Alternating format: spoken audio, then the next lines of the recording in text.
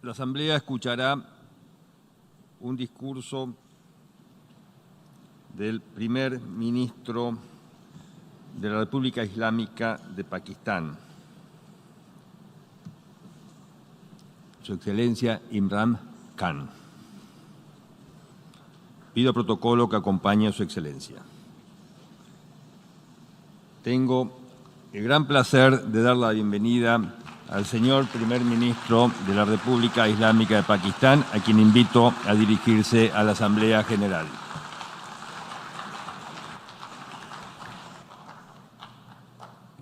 Bismillah ar-Rahman ar-Rahim. Iyyaka na'budu wa iyyaka nasta'in. Mr. President, Honorable Secretary General, Excellencies, ladies and gentlemen,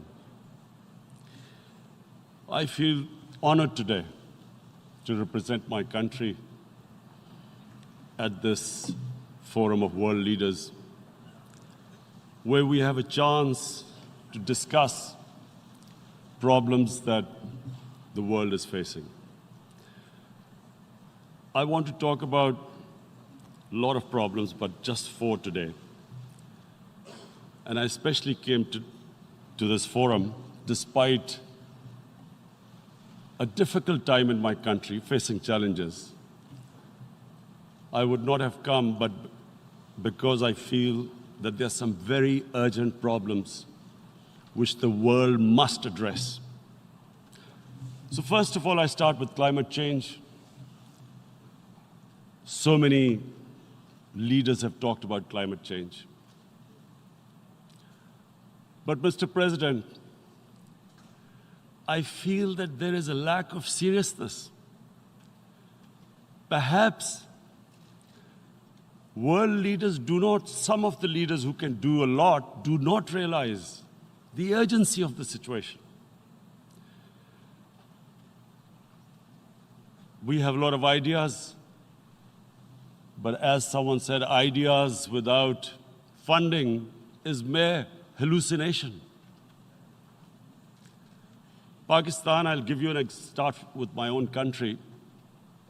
Our country is amongst the top 10 nations in the world which are most affected by climate change. We depend upon our rivers. We are mainly an agricultural country. And 80% of the water in our rivers comes from our glaciers. The glaciers, not just on the Pakistani side, even India. The 80% of the water in Ganges and the Indian rivers also comes from the glaciers, from the Himalayan glaciers, Karakoram, Hindu Kush. And these glaciers are melting at quite a rapid pace. We detected already 5,000 glacial lakes in our mountains. And if this keeps going, if nothing is done, we are scared that humans are facing a huge catastrophe. In my country, when my party came to power in the province of KP, we planted 1 billion trees in 5 years. Now we've set ourselves a target of 10 billion trees in Pakistan. Idea being to counter the effects of global warming. But one country cannot do anything. This has to be a combined effort of the world. My optimism comes from the fact that humans, the Almighty has endowed humans with great powers. We can do anything, provided our survival instinct is stirred up. And this is really what I hope that the United Nations will take a lead in this. There must be more emphasis. Richer countries must be pushed. Countries that are responsible for greenhouse gas emissions. They must be pushed because our country contributes minuscule amount to greenhouse gases. So I feel that the United Nations must take leadership in this. My second issue for me right now is even more critical. Mr. President, every year, billions of dollars leave the poorer countries and go towards rich countries. Billions of dollars siphoned off by the ruling elites of the developing world. And they find their way into Western bank accounts, offshore accounts, tax havens, expensive properties hidden behind companies bought in Western capitals. Mr. President, this is devastating the developing world. This is causing more poverty, debts. It's impoverishing the developing world. The difference between rich and poor countries is growing because of this. Money laundering, which happens because money leaves the poorer countries into rich countries, is not treated the same as, for instance, money from drugs or terror financing. The seriousness which terror financing and money from drugs, the way it is treated, it's not the same. The way the poor countries are being plundered by their elites. It's not happening.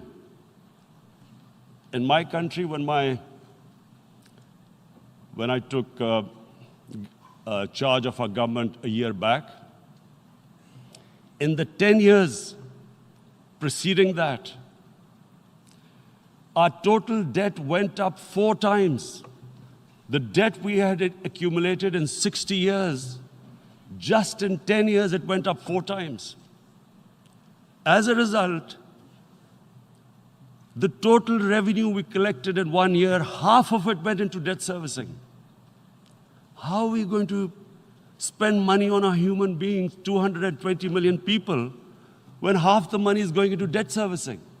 Because our country was plundered by the elites, the ruling elite.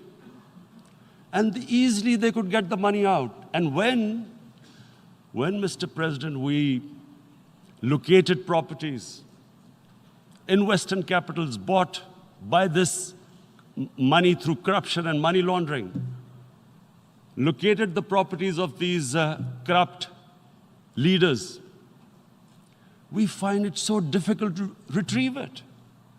That money, if we retrieved that money, we could spend on our human beings. But it's so difficult. The laws protecting these criminals. We do not have the sort of money to have expensive lawyers and spend millions and millions of dollars. We need help from the rich countries. And Mr. President, it's critical. The rich countries must show political will. They cannot allow this to happen. How can the poor countries spend money on human development, which the United Nations asks, SDG? How are we going to do it when this money can easily leave our countries? So, unless the rich countries intend to build walls to stop economic refugees coming as we see right now, they must take action. They must take action now. It must be a deterrent. Corrupt ruling elites should not be able to take money out easily and park it into foreign bank accounts and into these properties abroad. And I never understand why. Why do we have these tax havens? Why is this allowed? Why shouldn't rich people pay taxes? Why is it legal to have these tax havens where you have these secret accounts? Because, the world is changing. The population of the world is growing. Sooner or later, you're going to have a crisis if the poor get poorer and the rich get richer. There is going to be a crisis sooner or later. So this is my second point. I hope that the United Nations takes a lead in this. It involves the IMF, the World Bank, Asian Development Bank. They must find a way of stopping this plunder of the developing world. My third point is Islamophobia. There are 1.3 billion Muslims in this world. There are millions of Muslims living in other countries, European countries, and the US as minorities. Islamophobia since 9/11 has grown at a pace where it is alarming. Human communities live together.